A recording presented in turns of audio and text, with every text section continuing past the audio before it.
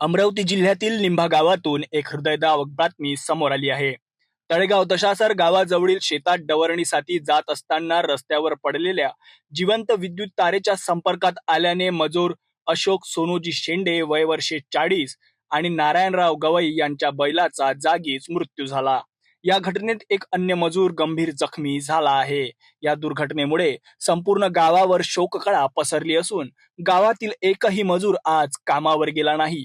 घटनेची माहिती मिळताच माजी आमदार वीरेंद्र जगताप यांनी तात्काळ घटनास्थळी भेट दिली. त्यांनी महावितरणच्या कर्मचाऱ्यांवर तीव्र संताप व्यक्त करत त्यांच्या निष्काळजीपणाचा निषेध केला. जगताप यांनी आरोप केला की महावितरण केवळ मेंटेनन्सच्या नावाखाली कोट्यवधी रुपयांची बिले काढत आहे, परंतु प्रत्यक्षात शेतकरी आणि मजुरांच्या जीवाशी खेळले जात आहे. ठेकेदारांना श्रीमंत करण्याच्या मागे कमिशनचा मोठा धंदा सुरू असल्याचा दावाही यावेळी माजी आमदार जगताप यांनी केला.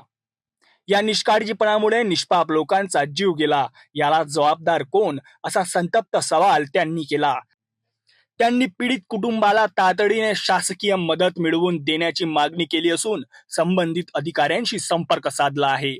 महावितरणचे कर्मचारी आणि तळेगाव दशासर पोलीस स्टेशनचे कर्मचारी यांनी संयुक्तपणे घटनास्थळाचा पंचनामा केला. मृत अशोक शेंडे यांचा मृतदेह शवविच्छेदनासाठी पाठवण्यात आला आहे. या दुर्घटनेमुळे गावकऱ्यांमध्ये तीव्र संताप असून महावितरणच्या निष्काळजीपणावर गंभीर प्रश्नचिन्ह निर्माण झाले आहे.